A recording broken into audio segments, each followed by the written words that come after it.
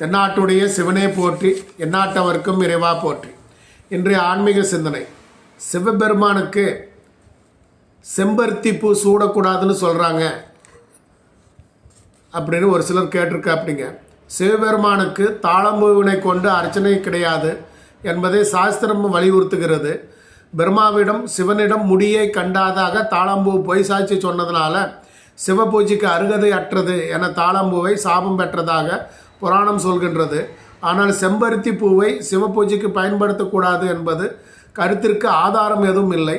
செம்பருத்தி, நந்தியாவட்டம் முதலிய மலர்கள் ஆலய நந்தவனத்திலேயே பராமரிக்கப்படுகின்றது. மேலும் செம்பருத்தி செடியை பைசெக்சுவல் பிளான்ட், அதாவது ஆண் பெண் ஆகிய இரு தன்மையும் ஒருங்கிணைந்து பெற்றதாக சொல்வார்கள். அது அர்த்தநாரி தன்மைகள் அப்படின்னு சொல்லக்கூடியது. அதனால் இந்த உண்மையை செம்பருத்தி பூவை கண்டாலே புரிந்து கொள்ள முடியும் உங்களால்.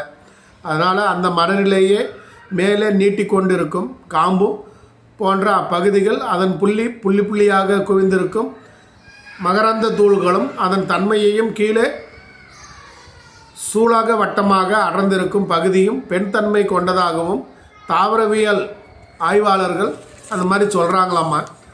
ஆன்மீகத்தை பொறுத்தவரை இது சிவசக்தி ஐக்கியமாக பார்க்கப்படுகிறதுங்க. இந்த மலர் முழுக்க சிவபூஜைக்கு உகந்த மலரே ஆகும். ஸோ அதனால் செம்பருத்தி பூவை சிவபூஜைக்கு 100% பயன்படுத்தலாங்க. ஸோ அதனால் எந்த தவறும் இல்லைங்களாம்மா. செய்து பயன்பெறுங்க. அனைவருக்கும் அனைத்தும் கிடைக்கட்டும். நன்றி, வணக்கம்.